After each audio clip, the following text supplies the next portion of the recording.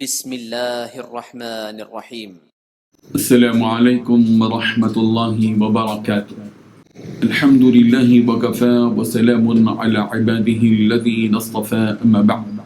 حاضرین و ناظرین، یہ درس نمبر 1120 ہے اور آج سورہ بنی اسرائیل کی 2 آیتوں کی تلاوت اور تشریح کی جائے گی، آیت نمبر 40 اور 41، 40 and 41۔ چلیے سب سے پہلے ان 2 آیتوں کی تلاوت کرتے ہیں، لفظی ترجمے اور ترجمے کے بعد تشریح کرتے ہیں۔ اعوذ باللہ من الشیطان الرجیم، بسم اللہ الرحمن الرحیم۔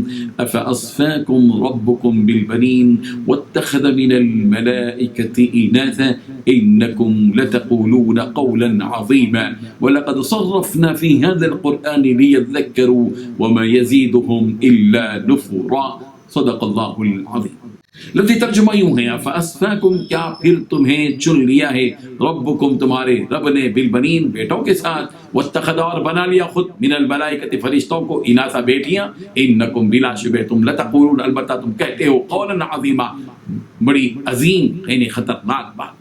وَلَقَدْ، اور البتہ تحقیق، صرفنا، ہم نے پھیر پھیر کا بیان کیا، فی هذا القرآن، اس قرآن مجید میں، لیذکروا، تاکہ وہ نصیحت حاصل کریں، وما یزیدہم، اور نہیں یہ ان کو زیادہ کرتا، الا، مگر، نفورا، نفرت ہی۔ ترجمہ یوں ہے، بھلا کیا تمہاری رب نے تمہیں تو بیٹے دینے کے لیے چن لیا ہے اور خود اپنے لیے فرشتوں کو بیٹیاں بنا لیا ہے؟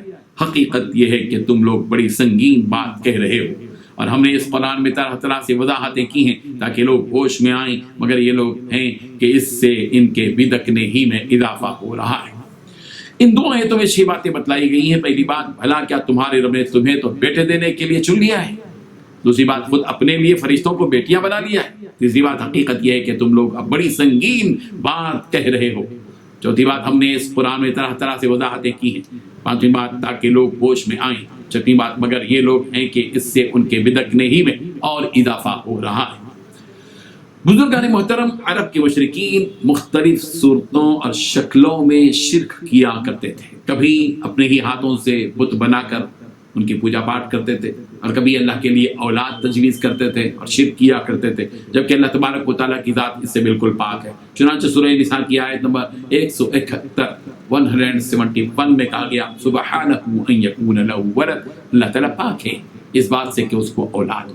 سورہ بقرہ کی آیت نمبر 116 میں مشرکین کے مشرکانہ عمل کا ذکر یوں کیا گیا، وقالوا اتخذ اللہ ولدا سبحانہ، یہ کہتے ہیں کہ اللہ تعالیٰ کی اولاد ہے، نہیں بلکہ اللہ تو بالکل پاک ہے۔ سورہ یونس کی آیت نمبر 68 میں یہ کہا گیا، قالوا اتخذ اللہ ولدا سبحانہ هو الغنی، وہ کہتے ہیں کہ اللہ اولاد رکھتا ہے، سبحان اللہ، وہ تو کسی کا محتاج نہیں ہے۔ سورہ فرقان کی آیت نمبر 2 میں کہا گیا، الذی لہ ملک السماوات والارض ولم یتخذ ولدا ولم یکن لہ شریک فی الملک، اسی اللہ کی سلطنت ہے آسمانوں اور زمین کی، اور کوئی اولاد نہیں رکھتا، نہ اس کی سلطنت میں وہ کوئی اس کا ساجی ہے۔ سورہ جن کی آیت نمبر 3 میں کہا گیا، انہ تعالی جد ربنا ما اتخذ صاحبۃ ولا ولدا، اور بے شک ہمارے رب کی شان بڑی بلند ہے، نہ اس نے کسی کو اپنی بیوی بنایا ہے اور نہ ہی بیٹا۔ اللہ تبارک و تعالیٰ کی نہ بیوی ہے نہ بیٹے، اللہ تبارک و تعالیٰ تو اس سے بالکل پاک ہے، اللہ کسی کا محتاج نہیں ہے، نہ کوئی اللہ نہ کسی کا باپ ہے، اور اللہ کا نہ کوئی بیٹا ہے نہ کوئی بیٹی ہے۔ اللہ تبارک و تعالیٰ اولاد سے بالکل پاک ہے، لم یلد ولم یولد ولم یکن لہ کفوا احد، اللہ نہ کسی کا باپ ہے نہ کسی کا بیٹا اور نہ ہی اس کا کوئی ساجی اور ساتھی ہے۔ عرب کے مشرکین کی بے وقوفی یہ تھی کہ وہ اپنے لیے تو بیٹیوں کو ناپسند کرتے تھے، اور جب ان کے ہاں بیٹی پیدا ہوتی تھی تو اسے زندہ دفن کر دیا کرتے تھے۔ مگر اللہ کے بارے میں ان کا بدترین عقیدہ یہ تھا کہ وہ فرشتوں کو اللہ کی بیٹیاں قرار دیتے تھے۔ اللہ تعالیٰ یہاں ان مشرکین سے سوال کر رہے ہیں کہ اے مکے کے مشرکو، کیا تم نے اپنے لیے بیٹوں کو چن لیا کہ تمہیں بیٹے پسند ہیں، اور بیٹیاں جو تمہیں پسند نہیں ہیں، اور ان بیٹیوں کو تم نے اللہ تبارک و تعالیٰ کی طرف منسوب کر دیا، اور یہ کہا کہ یہ فرشتے اللہ تعالیٰ کی بیٹیاں ہیں؟ حقیقت یہ ہے کہ تم لوگ بڑی سنگین بات کہہ رہے ہو، بہت سنگین بات کہہ رہے ہو۔ اگر واقعی یہی بات ہے کہ فرشتے اللہ کی بیٹیاں ہیں تو اے جاہلو، تم ہی بتاؤ کہ اللہ تعالیٰ نے تم کو اچھی چیز دے دی، یعنی بیٹے، جیسا کہ تم بیٹوں کو پسند کرتے ہو، اور جو چیز تم کو ناپسند ہے وہ اللہ تبارک و تعالیٰ نے اپنے لیے اختیار کر لیا کہ فرشتوں کو اپنی بیٹیاں بنا لیا۔ تم تو ان بیٹیوں کو تو زندہ دفن کر دیتے ہو اور اپنے لیے ناپسند کرتے ہو، اللہ کی طرف ان بیٹیوں کو منسوب کرتے ہو، نعوذ باللہ۔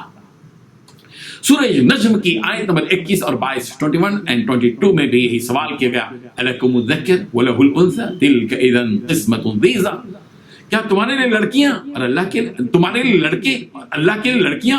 یہ تو اب بڑی بے انصافی کی تقسیم ہے۔ پھر کہا جا رہا ہے کہ یاد رکھو انکم لتقولون قولا عظیما، تم اللہ پر بہت بڑی بات کہہ رہے ہو، بڑی سنگین بات کہہ رہے ہو۔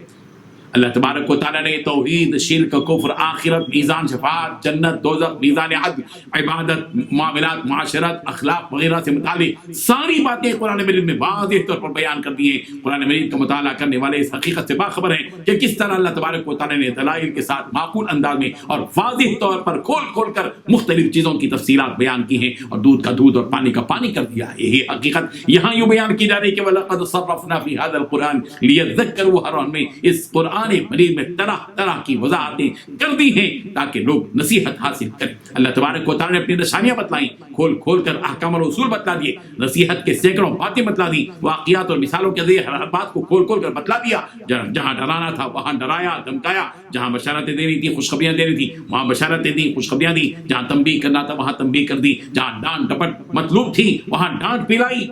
سورہ طٰہٰ کی آیت نمبر 113 113 میں یہی بات کہی گئی، وَكَذَلِكَ أَنزَلْنَاهُ قُرْآنًا عَرَبِيًّا وَصَرَّفْنَا فِيهِ مِنَ الْوَعِيدِ لَعَلَّهُمْ يَتَّقُونَ أَوْ يُحْدِثُ لَهُمْ ذِكْرًا۔ اسی طرح ہم نے تجھ پر عربی قرآن نازل فرمایا ہے اور طرح طرح سے اس میں ڈر کا بیان سنایا ہے تاکہ لوگ پرہیزگار بن جائیں یا ان کے دل میں سوچ سمجھ پیدا کر۔ سورہ اعراف کی آیت نمبر 58 میں یہ بات یوں کی کہی گئی، كَذَلِكَ نُصَرِّفُ الْآيَاتِ لِقَوْمٍ يَشْكُرُونَ۔ اسی طرح ہم دلائل کو طرح طرح سے بیان کرتے ہیں ان لوگوں کے لیے جو شکر کرتے ہیں۔ اس کے بعد مشرکین کی خصلت بیان کی جا رہی ہے کہ وَمَا يَزِيدُهُمْ إِلَّا نُفُورًا، کہ مشرکین کی حالت یہ ہے کہ جیسے جیسے ان کو صاف صاف اور واضح طور پر سمجھایا جاتا ہے یہ بدعت ہی جاتے ہیں اور ان کے دلوں کی نفرتیں بڑھتی چلی جاتی ہیں، نصیحت حاصل کرنے کے لیے تیار ہوتے ہی نہیں ہیں۔ اللہ تبارک و تعالی ہم سب کو ان آیات سے سبق حاصل کرنے کی توفیق عطا فرمائے۔ وآخر دعوانا ان الحمد للہ رب العالمین۔